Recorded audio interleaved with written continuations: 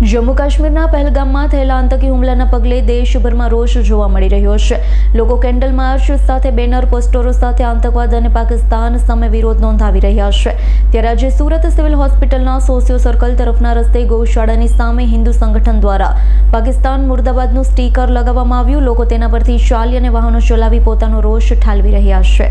સુરતના સિવિલ હોસ્પિટલમાંથી socio circle તરફ જવાના રસ્તા ઉપર આવેલી ગૌશાળાની સામે કેટલાક હિન્દુ સંગઠનના કાર્યકર્તાઓ દ્વારા પાકિસ્તાન મુર્દાબાદના નારા લગાવવામાં આવ્યા। એટલું જ નહીં, યુવકો દ્વારા રસ્તા ઉપર જ પાકિસ્તાની ધ્વજનું મોટું સ્ટીકર લગાવી દેવામાં આવ્યું, જેથી કરી તમામ લોકો તેના ઉપરથી ચાલીને જાય।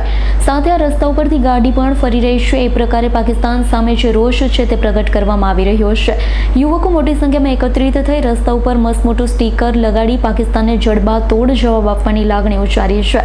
સુરત શહેર બજરંગ દળના પૂર્વ પ્રમુખ દેવીપ્રસાદ દુબેએ જણાવ્યું છે, પાકિસ્તાને ફરી એક વખત કાયરતાપૂર્ણ હરકત કરી છે। મોદી સરકાર તેનો જવાબ તો આપશે, પરંતુ આ ઘટનાને લઈ ફરી એક વખત પાકિસ્તાન પ્રત્યેની નફરત વધી ગઈ છે। અમે તેના રાષ્ટ્રીય ધ્વજને રસ્તા ઉપર લગાવી દીધો છે।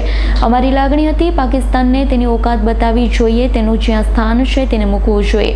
આગામી દિવસોમાં પાકિસ્તાન સામે ખૂબ જ ઉગ્ર વિરોધ નોંધાવાના છે, તેના માટે કાર્યક્રમ પણ આપવાના છે। Bureau report S9 news Surat. અમારી તમામ માહિતીથી અપડેટ રહેવા માટે જોડાયેલા રહો S9 ન્યૂઝ સાથે।